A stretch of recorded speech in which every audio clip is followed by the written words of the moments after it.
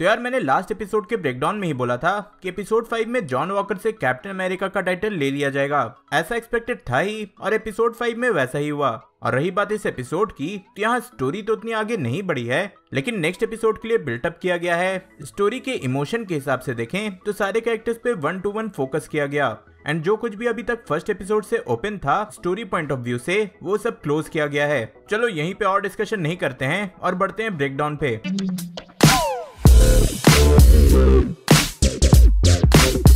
जैसा मैंने बोला कि फर्स्ट एपिसोड से फोर्थ एपिसोड तक जो कुछ भी ओपन पॉइंट्स रह गए थे उन्हें क्लोज किया गया है, ताकि जो नेक्स्ट एपिसोड है उस पे सिर्फ मेन स्टोरी लाइन पे फोकस किया जाए। सबसे पहले तो ब्लैक कैप्टन अमेरिका आइजिया ब्रैडली की पूरी स्टोरी प्रॉपर्ली एक्सप्लेन की गई। कुछ क्वेश्चंस रह गए थे, जैसे कि आखिर उसे 30 साल तक जेल में क्यों रखा गया, उसे कैप्टन अमेरिका क्यों नहीं बनाया गया। ये सब रिवील हुआ कि आइजिया ब्रैडली ओनली सर्वाइवर था उस टाइम पे सुपर सोल्जर सीरम का एंड 30 साल तक उसे बंद करके उस पे एक्सपेरिमेंट किया गया कि आखिर वो सरवाइव कैसे किया। उसे प्रिजन में भी सिर्फ इसलिए भेजा गया था क्योंकि उसने उन लोगों को बचाने की कोशिश की जिसे उन्हीं की गवर्नमेंट मारना चाहती थी। देन ऑब्वियसली मैंने पहले ही बताया था कि कैप्टन अमेरिका का टाइटल बस उसे इसलिए नहीं दिया गया क्योंकि वो ब्लैक था उस टाइम पे, मतलब कि 1950s में शायद ही कोई एक ब्लैक पर्सन को कैप्टन अमेरिका के रूप में एक्सेप्ट करता। उस टाइम रेसिज्म पीक पे थी। तो इसी पे सैम फाइनली अब फर्स्ट ब्लैक कैप्टन अमेरिका बनकर आइजिया ब्रैडली की स्टोरी को कंप्लीट करेगा and maybe by end of the episode Isaiah की स्टोरी पूरे वर्ल्ड तक भी पहुंच जाए। दूसरा क्लोजर छोटा था लेकिन जरूरी भी था।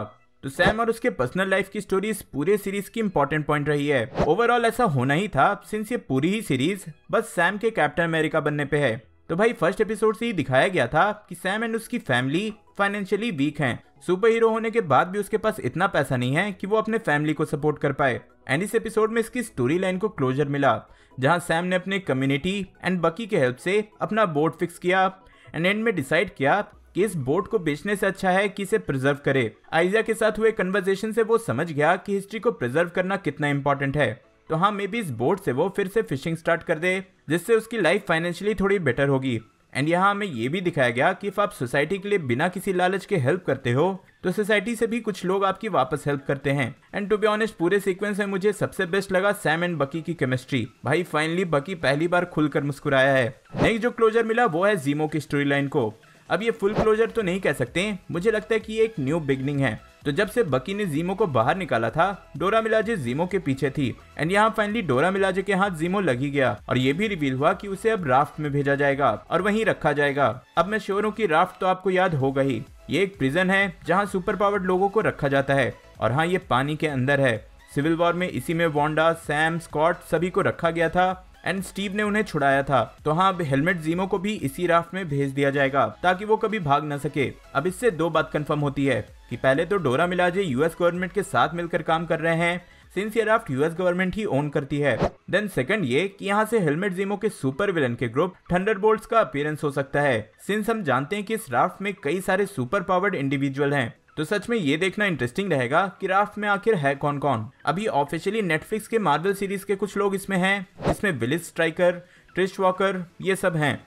बट अनऑफिशियली ये भी बोला जा रहा है कि इस राफ्ट में जस्टिन हैमर जो कि आयरन मैन का विलन है एंड एबॉमिनेशन जो कि हल्क का विलन है, ये दोनों भी हैं। तो यार लेट्स सी क्या होता है। आगे बढ़े तो है न्यू फैल्कन। पहले तो मुझे ऐसा लग रहा था कि ये सीरीज बस न्यू कैप्टन अमेरिका की है, लेकिन भाई जब फैल्कन कैप्टन अमेरिका बन जाएगा तो फैल्कन कौन बनेगा? एंड आई थिंक इसका हिंट हमें इस एपिसोड में मिला। वॉकिन टॉरेस जो कि फर्स्ट एपिसोड से ही सैम के साथ था, उसके न्यू फैल्कन बनने के बहुत ज्यादा चांसेस हैं। वैसे फर्स्ट एपिसोड के ब्रेकडाउन में मैंने बोला भी था कि कॉमिक्स में भी सैम के बाद टॉरेस ही नया फैल्कन बनता है एंड यहाँ जब जॉन वॉकर ने फैल्कन के विंग्स को तोड़ दिया तब उसने वो विंग्स वॉकिन टॉरेस को ही दे दिए।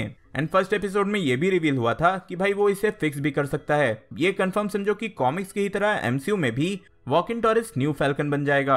अब एक रियल लाइफ रेफरेंस भी यहाँ दिया गया है द 332 का। जब सैम आइजिया के पास जाता है तो वो मेंशन करता है कि कैसे द फेमस 332 ने इस देश के लिए लड़ा था, लेकिन इन रिजल्ट उनके घरों में व्हाइट लोगों ने ही आग लगा दिया। इन रियल लाइफ ऐसा ही कुछ सिमिलर हुआ था और वर्ल्ड वॉर 2 में ये 332 बटालियन लड़े भी थे, जिसमें मोस्टली सिर्फ ब्लैक अफ्रीकन अमेरिकन मेंबर्स ही थे और देश के लिए लड़ने के बाद भी इन्हें व्हाइट सोल्जर्स के इतना प्रिविलेज नहीं मिलता था। यहाँ तक कि इनमें से कुछ सोल्जर्स को अरेस्ट भी कर लिया गया था क्योंकि बस वो किसी व्हाइट सोल्जर के कैबिन में आ गए थे। तो हाँ, इस मेंशन से आप समझ सकते हो कि आइजिया का माइंडसेट क्या है। और उसने क्या क्या फेस किया होगा जब वो आर्मी में था। अब पहले बात कर लेते हैं जॉन वॉकर की, फिर मैं शैरन कार्टर और स्पेशल मेजर कैमियो पे आऊंगा। तो जैसा कि मैंने पहले बोला था कि एज एक्सपेक्टेड जॉन वॉकर को अपना कैप्टन अमेरिका का टाइटल छोड़ना पड़ा एंड वो ऐसा करने को रेडी नहीं है। एंड सिर्फ कैप्टन अमेरिका का टाइटल ही नहीं बल्कि उसे एक यूएस सोल्जर की तरह भी कंसीडर नहीं किया जा रहा एंड उसे गवर्नमेंट से मिलने वाली सारी फैसिलिटीज से भी हटा दिया गया है। तो बेसिकली अब वो प्रॉपर अपने यूएस एजेंट के फॉर्म में आ गया है जैसा हम कॉमिक्स में देखा करते थे। एंड ऊपर से सेरम से उस पर कैसा असर हुआ है ये हमने एपिसोड के स्टार्टिंग में ही देख लिया कि वो बिना मतलब की फिर से सैम को मारने की कोशिश करता है, यहाँ तक कि वो लेमार के पेरेंट्स को भी झूठ बोलता है कि जिसने उनके बेटे को मारा था उसका बदला उसने ले लिया है, जबकि हम सब जानते हैं कि ऐसा कार्ली ने किया था। एंड मैं श्योर हूँ कि लेमार के पेरेंट्स को भी ये पता चलता तो वो खुश नहीं होते कि किसी और की गलती की सजा किसी और को मिली है। एंड हाँ, इस एपिसोड में एक पोस्ट क्रेडिट सीन भी था जहाँ जॉन वॉकर अपने लिए एक अलग ही शील्ड बना रहा है, यहाँ तक कि उसने अपने मेडल ऑफ ऑनर्स को भी इसमें लगा दिया है। अब वैसे ये तो समझ आ गया कि मेडल ऑफ ऑनर्स का अब उसके लिए कोई वैल्यू नहीं रहा, लेकिन वाइब्रेनियम की शील्ड, वाइब्रेनियम के आर्म, इन सब के आगे उसकी शील्ड कैसे टिकेगी ये वही जाने। शायद सीरम से उसके दिमाग पे भी असर हुआ होगा। बट हाँ, ये मानना पड़ेगा कि एक्टर यार्ड रसल ने जॉन वॉकर की परफॉर्मेंस कमाल की दी है। इस सीरीज में उनकी एक्टिंग से बाकी सारे कैरेक्टर्स दब से जा रहे हैं। आपको उनका परफॉर्मेंस कैसा लगता है कमेंट में जरूर बताना। मैं आगे बढ़ता हूँ शैरन कार्टर पे, जिसका कि भाई हर एपिसोड में 20-30 सेकंड का ही अपीयरेंस होता है और सच में अभी तक समझ ही नहीं आ रहा है कि भाई शैरन कार्टर अच्छी है या बुरी है, या ये पावर ब्रोकर है या कोई और। इस एपिसोड में बस ये रिवील हुआ कि कैप्टन अमेरिका विंटर सोल्जर में बैट्रॉक पकड़ा गया था और उसे जेल भेजा गया था और उसे बाद में शैरन कार्टर नहीं निकाला। देन यहाँ फिर से उसने बैट्रॉक को एक टास्क दिया जहाँ बैट्रॉक ने फ्लैग स्मैशर की हेल्प की शैरन के कहने पे, जबकि सब जानते हैं कि बैट्रॉक फैल्कन को मारना चाहता है। तो भाई क्वेश्चन तो आता ही है कि आखिर शैरन ऐसा कर क्यों रही है, एंड इफ वही पावर ब्रोकर है तो वो काली की हेल्प क्यों करेगी जीआरसी पे अटैक करने में, और इफ वो पावर ब्रोकर नहीं है तो मैड्रीपुर में रहकर उसके पास इतने सारे पावर्स कहां से आ गए जहां वो सैटेलाइट एक्सेस कर सकती है एंड बैट्रॉक जैसे विलन को प्रिजन से निकलवा सकती है। तो हाँ, शैरन के कैरेक्टर को लेकर अभी बहुत सारे मिस्ट्रीज हैं जिसका आंसर में भी हमें लास्ट एपिसोड में मिलना चाहिए। नेक्स्ट है स्पेशल कैमियो, जिसके बारे में एपिसोड 4 के बाद ही रिवील कर दिया गया था कि एपिसोड 5 में एक मेजर कैमियो होने वाला है। एंड हमें यहाँ देखी Contessa Valentina Allegra D Fontaine. भाई इतना बड़ा नाम कौन रखता है। अब देखो, जो सिर्फ एमसीयू देखते हैं उनको इसके बारे में कुछ नहीं पता होगा, वो सोच भी रहे होंगे कि भाई इसमें इतना मेजर और स्पेशल क्या था। लेकिन जो भाई मेरी तरह कॉमिक्स के पन्नों को पलटते हैं वो जानते होंगे कि इस कैरेक्टर को मैडम हाइड्रा के नाम से सब जानते हैं। अब देखो, एमसीयू में तो हाइड्रा खत्म हो गया है, लेकिन यहाँ इस कैरेक्टर की एंट्री करवा के हो सकता है कि हाइड्रा किसी फॉर्म में रिटर्न हो रही हो। वैसे कॉमिक्स में वैलेंटीना इनिशियली शील्ड की एक एजेंट थी एंड निक फ्यूरी से बहुत ज्यादा क्लोज भी थी, बट वो बाद में हाइड्रा ज्वाइन कर लेती है और वहां सब इसे मैडम हाइड्रा बुलाते हैं। हाँ, ये बात और है कि वो हाइड्रा को भी धोखा देती है, मतलब कि ये किसी की भी नहीं है, इस पे बिलीव नहीं किया जा सकता। अब एमसीयू में इस कैरेक्टर को दिखाना एंड वो भी जॉन वॉकर से मिलवाना बहुत कुछ हिंट करता है। सिंस इस कैरेक्टर को निक फ्यूरी के टक्कर का माना जाता है तो ऐसा हो सकता है कि जैसे निक फ्यूरी ने अवेंजर्स बनाया था